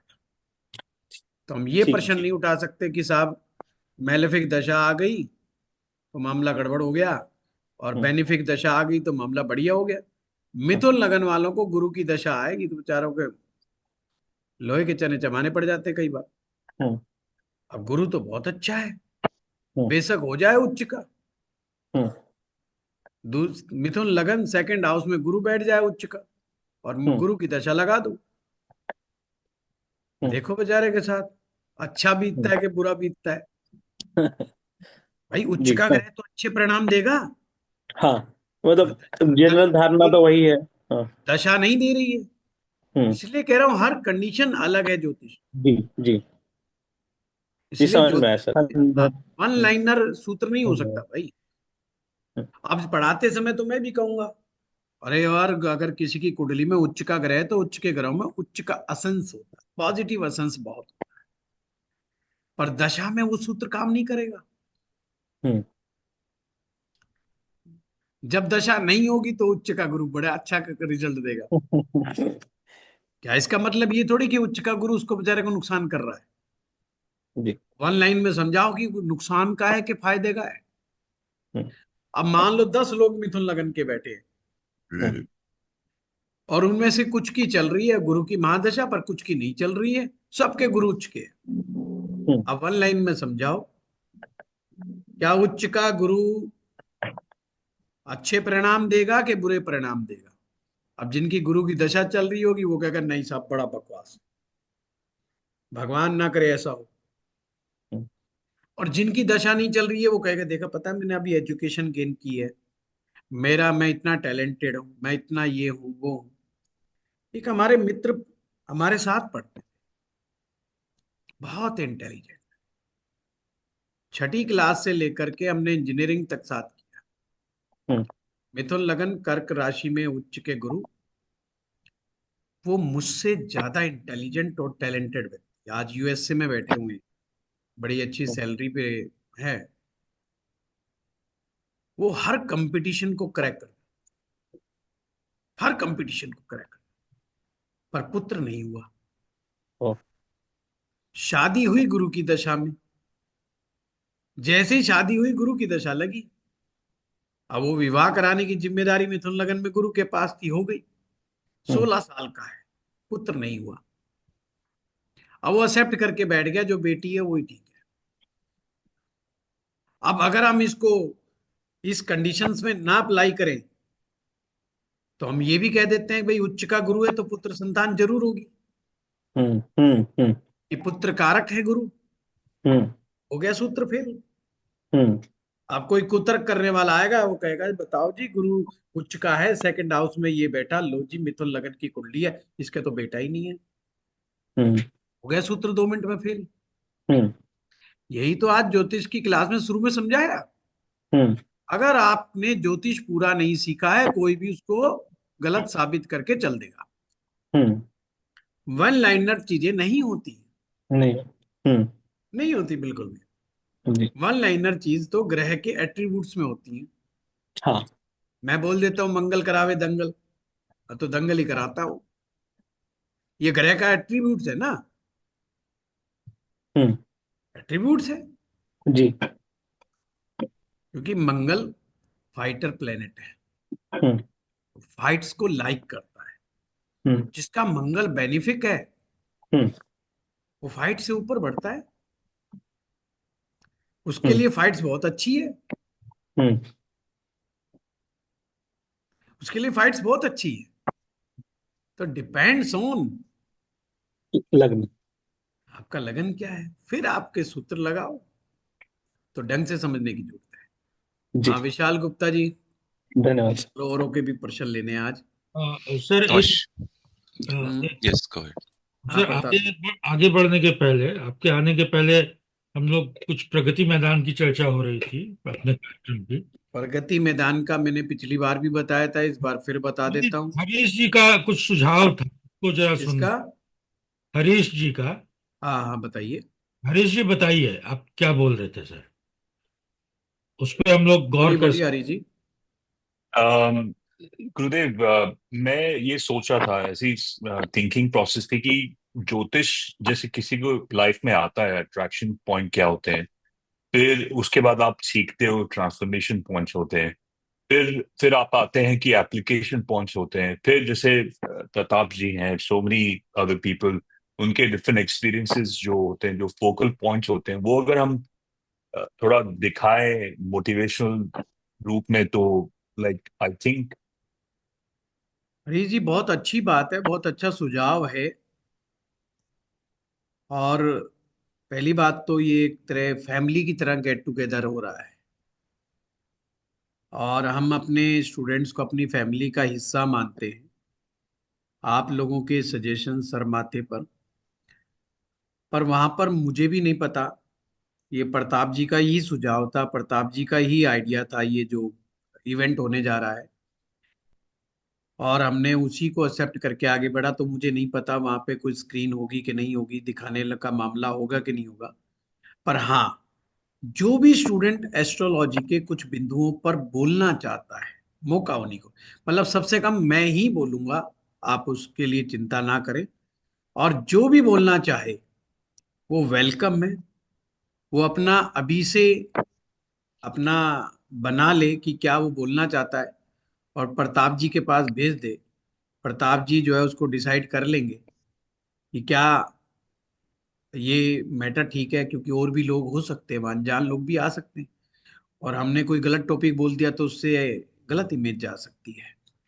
तो अगर टॉपिक अच्छा है और आपने सही बनाया है तो मोस्ट वेलकम। हम उन्हें अपने, देखो ये हो रहा है सिर्फ स्टूडेंट्स की। हमारा एक ही पर्पज है कि स्टूडेंट्स एक तो मिल जाएं, आपस में मिलें, एक दूसरे को जाने, एक नेटवर्किंग बने आपस में, एक रिलेशन बिल्ड हो आपस में। दूसरा यह है कि उनको सम्मान मिले, और नॉलेज का कोई एक्सचेंज होता है तो वो उनको मिले। वहां उस दिन मेरा 1 घंटे बोलने का कोई मतलब बनता नहीं है। मेरे को तो जब भी बोलना होगा क्लास में प्रकट हो जाऊंगा। तो आप ही लोगों का प्रोग्राम है, आप लोगों ने ही बनाना है और आप लोगों ने ही चलाना है। मैं तो बैठ करके देखूंगा सिर्फ कि क्या हो रहा है। हमारे टीचर्स और हमारे स्टूडेंट कैसे इस इवेंट को कामयाब बना रहे हैं, ये आप लोगों का है। बीस गुरुदेव, लोग आए, यही 25 लोग पॉइंट आए, 50 लोग आए, ये आपके ऊपर ही डिपेंड करेगा। जी। पॉइंट पॉइंट यही है कि अगर किसी को अभी शुरू से पहले से ही बता दिया जाए कि हम लोग इस तरह से एजेंडा डिसाइड कर रहे हैं या कुछ एजेंडा करेंगे, लोग आप तैयारी करके आप आए। आप तैयारी करके आइए, मैं बोल रहा हूँ। प्रताप जी को हाँ पीपीटी बना के भेजिए, और जी। जो भी अच्छा लगेगा प्रताप जी और हम डिसाइड कर लेंगे। प्रताप जी मेरे पास भेज देंगे, पहले प्रताप जी छांट लेंगे उसमें से जो भी अच्छे हैं, और डन। बोलने का पूरा मौका मिलेगा। बाकी थैंक यू सम्मान गुरुदेव। सबको मिलेगा। जो भी आएगा उन्हें ट्रॉफी वगैरह जो भी मिलना है वहां पे, उसकी व्यवस्था हम लोग कर रहे हैं। इसके ठीक लिए है। पहले रजिस्ट्रेशन हो जाएगा, करवा लें तो हाँ, रजिस्ट्रेशन जल्दी कराइएगा, क्योंकि फिर उनके नाम से फिर हमने ट्रॉफी टॉफी भी मंगवानी है और भी व्यवस्था करनी है। एट ए टाइम पे 4 दिन 5 दिन पहले अगर कोई हमें बोलेगा तो फिर हमारे लिए बड़ा मुश्किल हो जाएगा। तो अगर किसी का मन है, कोई दिल्ली के आसपास है या दूर से भी आना आ रहा है, तो पहले ही बता दें हमें, ताकि हमारे दिमाग में आइडिया हो भाई वहां फिर चाय पानी की भी व्यवस्था करनी होती है, तो कल को कहें जी यहाँ तो पानी भी नहीं मिला, और पता चला जो हमने तो उसी हिसाब से मंगाया था जितने स्टूडेंट ने यस किया था। तो ऐसा नहीं होना चाहिए। ये बड़ा ही डिसिप्लिन्ड और बहुत ही व्यवस्थित रूप से ये कार्यक्रम होना चाहिए। हम चाहते हैं कि जैसे बड़े मोहब्बत से आए और मोहब्बत से जाएं। ये नहीं कि भाई साहब पानी नहीं मिला, हमें चाय नहीं मिली, हमें फलाना नहीं मिला, हमें ट्रॉफी नहीं मिली, वो सब नहीं होना चाहिए। और ज्यादा भीड़ भड़का मुझे पसंद भी नहीं है। खैर, मैं नहीं चाहता 100 200 लोग 300 लोग इकट्ठे हो जाएं। हजारों स्टूडेंट्स हैं, पर जो भी इजीली आ सकता है मोस्ट वेलकम। हम तो कहेंगे सभी आइए। ठीक है प्रताप जी। ठीक चलिए विशाल गुप्ता। नमस्कार सर।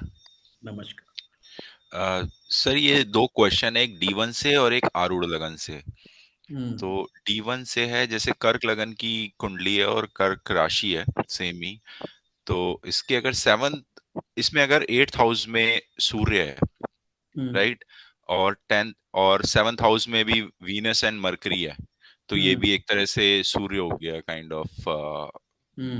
तो अगर हम, जैसे आपकी मैंने सूर्य साधना की वीडियो देखी थी, अगर हम सूर्य साधना करते हैं वो 15 अप्रैल से 15 मई तक, सो जी आपने उसमें बताया था कि सूर्य आपका जो है फर्स्ट हाउस में वो हो जाता है, प्लेस्ड हो जाता नहीं, है नहीं अकॉर्डिंग। बिल्कुल नहीं विशाल, ये लास्ट लाइन गलत बोल दी।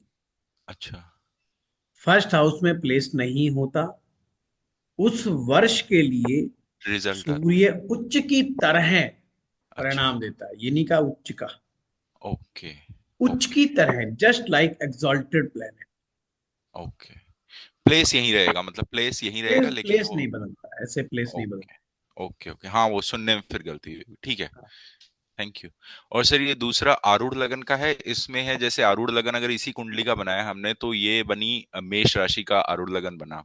उसके वन। लिए आप आरूढ़ लगन का पूरा वीडियो देखिएगा जो सर। हमारा यूट्यूब पे है ना, सर क्योंकि हाँ। अभी काफी टाइम हो चुका है।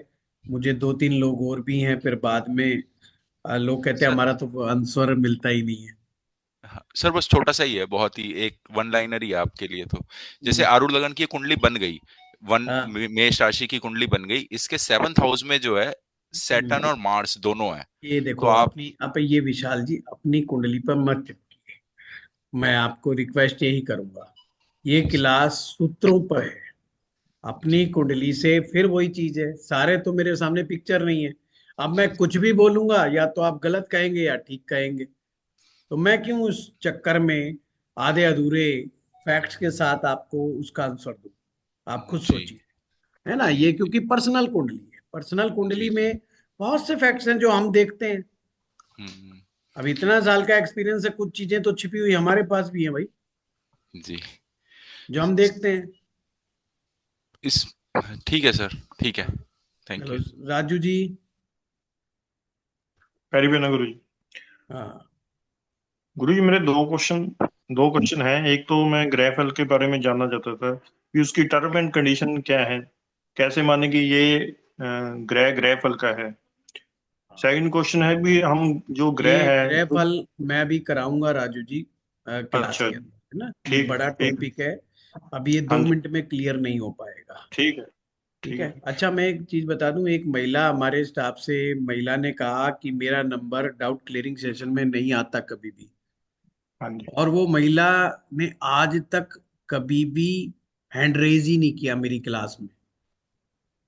ठीक हैंड रेज करना और अपने आप को कैमरे पे ऑन रखना, वो हमारी क्लास में बहुत जरूरी है। अगर किसी ने हैंड रेज नहीं किया तो मुझे क्या पता किसी के दिमाग में क्या क्वेश्चन चल रहा है भाई। बिल्कुल है? तो आई एम नॉट मैजिशियन। ठीक है, हाँ मुझे तो हैंड रेज भी करना पड़ेगा और आपको शक्ल भी दिखानी पड़ेगी। जो शक्ल नहीं दिखाएगा मैं वैसे भी उसका आंसर लेता भी नहीं हूँ और मैं परवाह करता भी नहीं हूँ। ठीक है। हाँ, हाँ तो यहाँ पे हर एक के सवाल का जवाब दूं वो वाली बात भी मेरे अंदर मानसिकता नहीं है। हाँ, जो बड़ी विनम्रता के साथ अपने कैमरे पर रहेगा, हैंड रेज करेगा, तो मैं उसको क्वेश्चन को जरूर दूंगा। एक और क्वेश्चन है सर मेरा। हाँ बताइए। हाँ, इतना मैं लाल किताब में पढ़ा था मैंने कि वो ग्रह की तासीर को बदल सकते हैं हम सर, तो वो हाँ, जानना चाहता तासीर हूँ वो ग्रह कैसे। की नहीं बदलती राजू जी, हाँ जी तासीर ग्रह की नहीं बदलती कभी भी। अब मंगल की तासीर को आप बदल नहीं सकते, हाँ जी आपने ट्रांसफॉर्मेशन करना है उसी की तहत। उसी के तहत का मतलब क्या होता है कि उसी की एनर्जी को उसी के एनर्जी के साथ नेगेटिव से पॉजिटिव में कन्वर्ट करना है। बट तासीर ग्रह की नहीं बदलेगी। अगर अच्छा मंगल गर्म प्रकृति का है तो उसको हम ठंडा नहीं बना सकते किसी ठीक भी है उपाय से, किसी भी कार्यक्रम से। पर एक्सरसाइज करके, शरीर से पसीना निकाल के, बहुत ज्यादा हार्ड वर्क करके, मेहनत करके हम मंगल की नेगेटिव परिणाम को पॉजिटिव में कन्वर्ट कर सकते हैं। अब मान लो ठीक एक्सरसाइज करोगे, पसीना निकालोगे, तो मंगल की जो गर्मी थी उसको आपने एक्सरसाइज करने में निकाल दिया। ठीक अब है एक्सरसाइज की तो शरीर को लगा, हाँ शरीर जी बना, शरीर में बिल्कुल फायदा हुआ। ठीक अब है घर आए हो तो अपने जिम जुम करके या डंबल करके अब लड़ने की हिम्मत कहाँ बची, एनर्जी तो ट्रांसफर हो गई। तो जो लड़ाई करवाता मंगल, और वो लड़ाई नहीं करवा रहा, वो अपने खाने पे ध्यान दे रहा है। उसको लग रहा है कि प्रोटीन ले लूं, विटामिन सी ले लूं, बी ले लूं, डी ले लूं, वो ABCD में घूम रहा है दिमाग में। वो कहाँ झगड़ा करेगा तुमसे। तो हमने उस ग्रह को रूपांतरित करना है, पर उसकी तासीर बदल नहीं सकते हम। कोई ऐसी ठीक है, रेमेडी नहीं होती कि तासीर ग्रह की बदल जाए। ठीक है। तो ट्रांसफॉर्मेशन, ओनली सर वो ट्रांसफॉर्मेशन, वो भी स्वभाव को लेकर के, चीजों को समझ करके। अच्छा, वो सर फिर कैसे कर सकते हैं? वो जैसे मान लीजिए जैसे शनि लगन में बैठा है, हाँ नीच का ये मान लो, तो मंगल हाँ और बुध का मनसूई बन गया सर वो। हाँ। तो उसको जैसे हमने मंगल बुध बुध को, इकट्ठे होंगे, मंगल बुध अगर इकट्ठे होंगे तो मसनूई बनेगा। शनि के लगन पे बैठने से मसनूई नहीं बनता। नहीं सर एक ग्रह उसमें से फिर, या दो से ज्यादा के ग्रहों से मसनूई नहीं बनता। नहीं सर वो मैं ये जानना चाह रहा था, जैसे मान लो कोई सिंगल ग्रह है, उसमें से जैसे बनते तो सर दोनों, मतलब दो ग्रह से बना है ना सर, वो ऐसा नहीं मानना हमने। आपने तो ये उसमें से एक मानना पार्ट है, को हटा सकते हैं अगर हम। समझो बात, शनि लगन पे बैठा है, अगर उस कुंडली में बुध ग्रह अच्छा है हाँ और जी, मंगल भी अच्छा है, हाँ तो जी, शनि का नेगेटिव परिणाम कम से कम मिलेगा। ये सूत्र ये है। ठीक, अभिषेक पांडे। ठीक, थैंक यू। प्रणाम सर। प्रणाम। सर पुलिस से हूँ और ज्योतिष का अध्ययन करते हुए मैं आपका लगभग 1 साल होने वाला है। अरे और वाह। लाल किताब का अध्ययन करता हूँ और त्रिकालदर्शी भी हूँ। हमारे पास साधनाएं, ब्रह्म साधनाएं हैं 21 महीने की। जी जी जी और लाल किताब कथन में मुझे क्वेश्चन एक फंस रहा था गुरुजी। वृश्चिक राशि है और जिसमें चंद्रमा नीच का होता है, जी उसमें चतुर्दशी दोष भी है 5वें भाव में सूर्य चंद्रमा की। जी। हेलो। हाँ हाँ, मैं सुन रहा हूँ पांडे साहब, समझ रहा हूँ। चतुर्द चतुर्दशी दोष भी है 5वें भाव में सर, सूर्य और चंद्रमा की। और शुक्र चौथे भाव में बैठा है, उसके हम्म। एक जस्ट तीसरे भाव में राहु बैठा है। इतनी चीजें नहीं, प्रश्न पूछो कि तो मुझसे कि प्रश्न क्या कि चतुर्दशी से वृश्चिक राशि में रिलेटेड है क्या। चंद्रमा नीच का है और चौथे भाव में शुक्र बैठा है, तो शुक्र अच्छा फल देगा कि नहीं देगा गुरुजी? ये पूरी कुंडली देखने पर पांडे जी समझ में आएगा, नंबर एक बात। और चतुर्दशी दोष क्या होता है ये आप मुझे बताएंगे। चतुर्दशी जो अमावस्या के जो पैदा हुआ होता है, सूर्य चंद्रमा साथ रहता है तो तो आपने दोष बन केवल जाता है। केवल केवल चतुर्दशी, उसे दोष नहीं कह सकते। चतुर्दशी तो शुक्ल पक्ष में भी आती है, पूर्णिमा से पहले भी चतुर्दशी आती है। ये कृष्ण पक्ष की है गुरुजी। तो ये आपने बोला नहीं, तो उसमें चतुर्दशी दोष नहीं बोलते। चतुर्दशी का दोष, तिथि दोष। हाँ तिथि तिथि दोष दोष अलग बोलते हैं। चीज है। हाँ तिथि दोष हाँ। क्यों है? तिथि दोष कौन सी तिथि पड़ती है? ये चतुर्दशी चौथी में कौन जो सी है आती? हाँ, कृष्ण पक्ष की। कौन सी तिथि बनी? नंदा बनी, जया बनी, रिक्ता बनी, क्या बनी? अच्छा, ये नहीं तो नहीं पता गुरु। आप तो त्रिकालज्ञ हो ना, 3 कालों का ज्ञान है।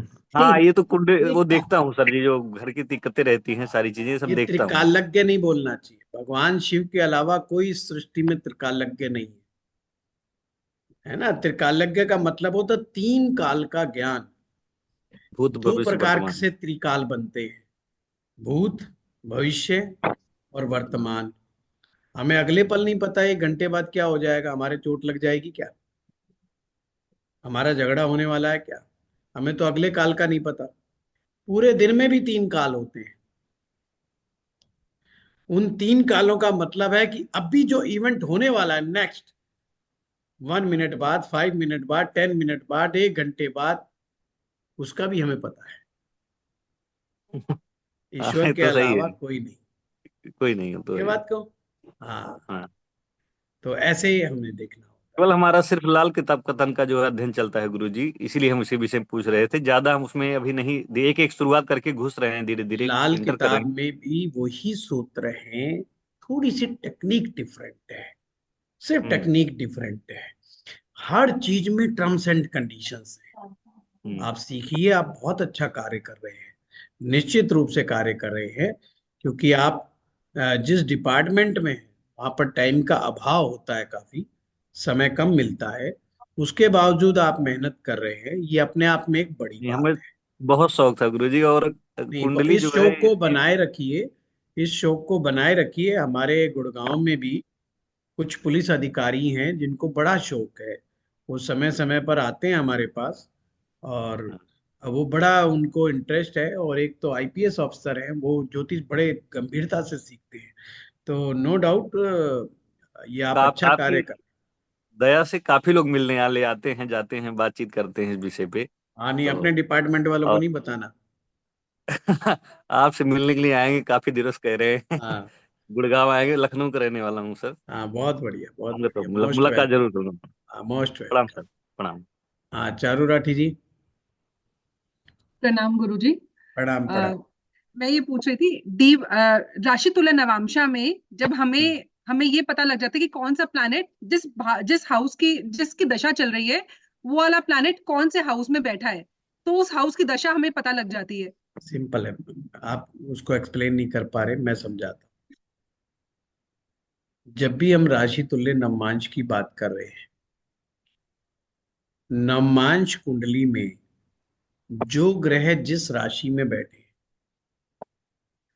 जब उसको हम सुपर इम्पोज करते हैं D1 चार्ट पर, तो उससे हमें ये पता चलता है कि नवमांश कुंडली के वो ग्रह अब D1 चार्ट में किस जगह पे आ रहा है।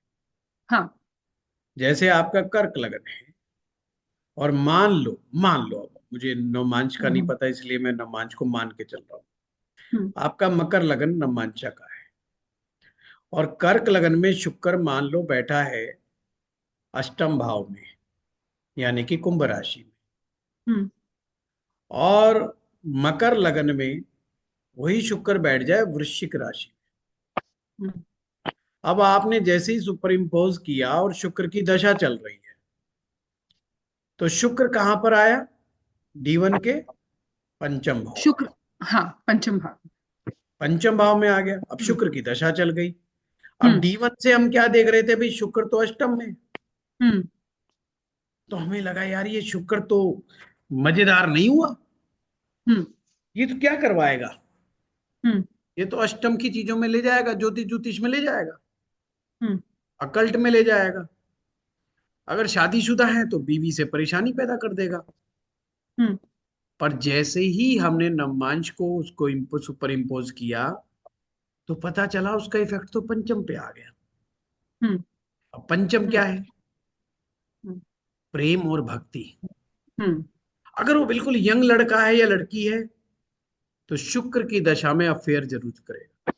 हाँ, करेक्ट। समझ रहे बात को? अब उसकी अगर अफेयर करने की समय नहीं है, हो गया 50-60 साल का, तो भक्ति जरूर करेगा शुक्र की दशा में, गहरी भक्ति में भक्त हो जाएगा। उसका मन करेगा मैं कोई कंठी पहन लूं, मैं गुरु दीक्षा ले लूं, मैं मंत्र जप करूं, मैं फलाना करूं। तो पंचम भाव के भी उसमें ट्रेड्स आ गए। पंचम भाव जिन जिन चीजों का है, उनसे संबंध, जो शुक्र से संबंध रखते हैं, वो चीजें आपस में गुथ जाएंगी, जुड़ जाएंगी। उसका मन करेगा क्रिएटिव काम करूं यार, गाने लिख लूं, गाने बोल लूं। आवाज ठीक नहीं है तो गाने लिखेगा, नहीं तो गाने सुनाएगा। और कुछ नहीं करेगा, स्टोरी टेलिंग करने लग जाएगा, बढ़िया बढ़िया कहानी सुनाएगा जो अपने मन से बना ले। पिछले चौराहे पे मैंने ये देखा, पिछले चौराहे पे मैंने, अपने मन से ही बना के समझा देगा। दशा किसकी चल रही है? शुक्र की। वो दशा को समझाने का एक कंसेप्ट था कि जब हम दशा निकाल रहे हैं, तो नवमांश को सुपर इम्पोज करके जब देखते हैं, तो हमें पता चलता है कि और कहां से परिणाम आ रहा है, आ सकते हैं।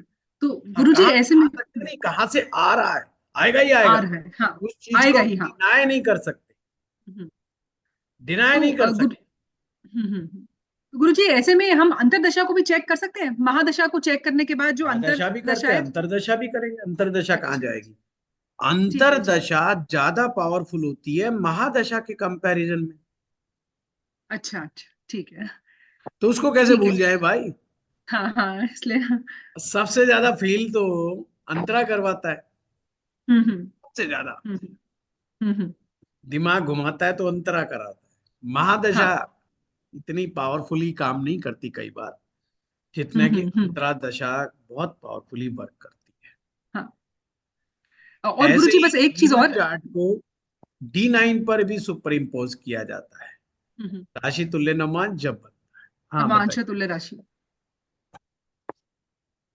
गुरुजी एक चीज और बस थी, आपने एक चीज और कही थी कि D9 चार्ट में कोई भी प्लैनेट अगर 12th हाउस में आएगा तो वो अपना पूर्ण रिजल्ट नहीं देता। ठीक है। तो गुरुजी ऐसे में अगर वो मेलेफिक प्लैनेट है, अगर वो उस चार्ट के लिए अच्छा प्लैनेट नहीं है तो भी वो खराब रिजल्ट पूरे नहीं देगा, और अगर वो अच्छा रिजल्ट है तो अच्छे रिजल्ट पूरे नहीं देगा। हम ये समझ पहली सकते हैं? बात तो ये आधा अधूरा सत्य है। मैंने एक अच्छा। कंडीशन हमेशा बताई है, गेम्स जो जब तक हम डिविजनल चार्ट्स के पूरे गेम को नहीं समझेंगे तो बात नहीं बनेगी। हम्म अगर शुक्र नवमांश कुंडली में 12वें में चला गया तो फंटास्टिक रिजल्ट देगा। मैंने बताया था। हम्म। हाँ आपने बताया था। मंगल हाँ छठे में, शनि 8वें में और शुक्र हाँ 12वें, हाँ ये नवमांश। आपने बताया था। हाँ तो फंटास्टिक रिजल्ट देते हैं। नहीं, शुक्र के अलावा कोई अगर और प्लैनेट है बाय चांस हाँ तो तो एक वो आपके लिए चैलेंज हो सकता है। वो चैलेंज हो सकता है। ठीक है चैलेंज हो सकता है। ठीक है जी। थैंक यू चलिए, गुरुजी, थैंक यू। चारू बस्सी जी, चलो एक रह गई। योगेश अग्रवाल जी भी रह गए। हाँ योगेश जी। गुरुजी प्रणाम। गुरुजी एक प्रश्न था कि आपने कहा था कि स्थान हानि करे जीवा, गुरु स्थान की हानि करते हैं जिस स्थान पर वो बैठते हैं। जी। लेकिन यदि वह स्थान उनका स्वयं का स्थान हो, अपनी स्वयं की धनु राशि हो उनकी या मीन राशि हो, तब क्या स्थिति होगी? और यदि वो नवमांश में वर्गोत्तम है, तब क्या स्थिति होगी? नहीं सॉरी, जो है स्थान हानि तो होगी ही होगी, चाहे गुरु का स्वयं का स्थान हो, जबकि चाहे ये उच्च का कहा हो। गया है जी। अच्छा जी। पर वो और कहाँ यदि पर नवमांश होगी, में जी वो फर्दर इन्वेस्टिगेट करना है ना हमने। अब मान लो कर्क लगन में ही उच्च के गुरु हो गए जी। तो स्थान हानि क्या नहीं होगी? अच्छा अच्छा। महा इगोइस्टिक बना देगा आदमी को। अब महा इगोइस्टिक होगा तो पर्सनैलिटी डाउन हुई कि नहीं हुई? जी। आप किसी के सामने महा ईगो का प्रदर्शन करोगे, अपनी ईगो का प्रदर्शन करोगे, वो आदमी जी आपसे संबंध अच्छे बनाएगा या कहेगा भाड़ में गया ऐसा आदमी, यार मैं दोबारा मिलूंगी ना इससे। तो जी आप जी खुद सोचिए। तो लगन क्या है? आपकी पर्सनैलिटी, जी आपकी बाहरी पर्सनैलिटी। लगन पे गुरु बैठ गया, जी। वहां भी डेंट मारता है। और यदि वो वर्गोत्तम हो जाए तब भी? कुछ भी हो जाए, वर्गोत्तम का मतलब ज्यादा ताकतवर, जी सिंपल। ठीक है जी, बस यही प्रश्न था सर। लगन में गुरु बैठा हो जरूरी नहीं है कि बंदे का तलाक ना हो, तलाक होने के चांस बढ़ जाते हैं। अच्छा हाँ, ठीक है जी, ज्योतिष में हर कंडीशन अलग है भाई। Thank you sir. हाँ चारू जी। नमस्कार सर। नमस्कार। सर मुझे ये बता सकते हैं आप कि पंडित और ब्राह्मण में फर्क क्या है? बहुत ही आसान सा प्रश्न है। अब ये भी आप एक पंडित जी से पूछ रहे हैं। बड़ा देखो, पंडित का मतलब है एक्सपर्ट आदमी, किसी विषय विशेष के अंदर उसकी एक्सपर्टीज होना पंडित होता है। बुद्धिमान व्यक्ति जो कि अपने कार्य विशेष में एक्सपर्ट है, वो पंडित है। चाहे आप टीवी के मैकेनिक हैं, पर आप अगर ये मादा रखते हैं कि किसी भी प्रकार का बिगड़ा हुआ टीवी आ जाए और आप सुधार सकते हैं, तो आप टीवी के पंडित कहलाएंगे, क्योंकि आप उस काम के एक्सपर्ट हो गए, तो आप उसके पंडित हो गए। पांडित्य से पंडित बना है, यानी कि अपने काम का बहुत ज्यादा एक्सपर्ट होना। दूसरा है ब्राह्मण। ब्राह्मण का मतलब है जो ब्रह्म को जानता है, ब्रह्म के अनुसार आचरण करता है। एक ब्रह्म होता है, ब्रह्म नहीं, ब्रह्म। ब्रह्म को जानता है, ब्रह्म के अनुसार ही कि ब्रह्मा से ब्रह्म आया है। ब्रह्म यानी ब्रह्मांड, यानी ब्रह्मांड की नॉलेज रखने वाला, ब्रह्म की शक्तियों के अनुसार प्रकृति के साथ सामंजस्य बिठा करके प्रकृति के अनुसार अनुसरण करने वाला या अनुचरण करने वाला व्यक्ति ब्राह्मण होता है। इस संसार में कोई भी व्यक्ति ब्राह्मण हो सकता है, चाहे वो किसी भी जाति विशेष में पैदा क्यों ना हुआ हो, पर वो व्यक्ति ब्राह्मण हो सकता है। प्रकृति ने उसको इस बात की भरपूर संभावनाएं दी हैं। ब्राह्मण जाति नहीं हो सकती, अपितु ज्ञान की उच्चतम प्रकाष्ठा है। ब्रह्मांड के ज्ञान का होना जीवन की उच्चता है और वही ब्राह्मणत्व है। सतपथ ब्राह्मण में इस ग्रंथ को जरूर पढ़ना चाहिए। 100 पथ बताए गए हैं ब्राह्मण होने के, यानी 100 तरीके बताए गए हैं ब्राह्मण हो जाने के। अगर कोई व्यक्ति उन चीजों को फॉलो करता है, अपने जीवन को सुंदर बना देता है, ब्राह्मण हो सकता है। क्यों नहीं हो सकता ब्राह्मण? तो सर इसका तो सर इसका मतलब पंडित और ब्राह्मण दोनों एक आदमी भी हो सकता है? हाँ, बिल्कुल हो सकता है। पहले पंडित होना पड़ेगा, फिर ब्राह्मण होना पड़ेगा। पंडित हुए बगैर ब्राह्मण कैसे हो सकता है? जी जी। अरे आप कहते हैं कि मैं 16 सब्जेक्ट का मास्टर हूं, पर 16 के लिए पहले पहले एक तो पढ़ना पड़ेगा ना। जी 16 तो बाद का विषय। हमारे जीवन के 16 संस्कार हैं। सनातन धर्म में वैसे तो संस्कार 64 थे, पर लास्ट में ऋषियों ने एक्सेप्ट किया कि भाई 16 ही बहुत है। कलयुग को देखते हो, कलयुग में 16 कर दिए गए, हर युग में कुछ कम करते गए, अब 16 कर दिए। अब जो 16 संस्कारों का एक्सपर्ट है, 16 के 16 जी से आते, और उनकी विधि को भी जानता है और उसके मतलब को भी जानता है, ब्राह्मण हो गया। या दूसरा तरीका है, 64 विद्याएं हैं हमारे पास सनातन धर्म में। 64 विद्याओं का उल्लेख है, 10 महाविद्या हैं और 64 विद्या है। अगर वो 64 विद्याओं का जानकार है तो हो गया ब्राह्मण, पर एक विद्या का जानकार है तो हो गया पंडित। ये एक प्रकार की डिग्री है, ज्ञान की डिग्री है, जीवन को सुंदर बनाने की डिग्री है। वो हो सकता है। तो सर मुझे किसी ब्राह्मण को कुछ दान देना है, तो मैं किसी अच्छे पंडित को जो ज्ञानी हो, बुजुर्ग हो, उसको भी मान सकती हूँ ब्राह्मण? अब आपने टर्म्स एंड कंडीशन इतनी लगा दी, नहीं एक कंडीशन में तो मैं भी हूँ शामिल। अब सर आपने आपका कह कुछ दिया और बुजुर्ग हो हो, सकता है। अब नहीं मैं चुटकुले सुनाने वाला जवान पंडित हूँ, हैं? सर तो लेकिन मैं हम उस अपने कंडीशन से आसपास बाहर तो हो गया। इतनी सर मेरे को कंडीशन अपने लगाने की जरूरत क्या है? अगर दान देना है तो कंडीशंस क्यों? दान मन का विषय है, दान आत्मा का विषय है। दान आत्मा को बल प्रदान करता है। फिर इतना ज्ञान क्यों? काहे को ज्ञान के पीछे भागना? और ज्ञानी को तुम्हारे दान की जरूरत क्या है? पंडित को, ब्राह्मण को तुम्हारे दान की आवश्यकता है ही नहीं। जो ब्राह्मण हो गया उसको दान की आवश्यकता है ही नहीं। अरे जो ब्रह्म को जान रहा है वो तुम्हारे दान के पीछे पड़ा है क्या? वो ठुकरा देगा तुम्हारे दान को भाई। तो 1000 सोने के सिक्के भी दोगे तो दान को ठुकरा देगा। तो क्या सर हमें औकात है 1000 सोने के सिक्कों की उसके सामने? जिसको ब्रह्म का ज्ञान हो गया उसके लिए सोने की मुद्राएं शून्य वैल्यू रखती है। तो मत ढूंढो ऐसे ब्राह्मण को, मिलना नहीं है, और मिल गया तो वो लेगा नहीं। ठीक है, तो ढूंढ लो किसी बेचारे करने वाले इधर उधर, बेचारा जो अपनी मेहनत मजदूरी कर रहा है उसको दे दो दान।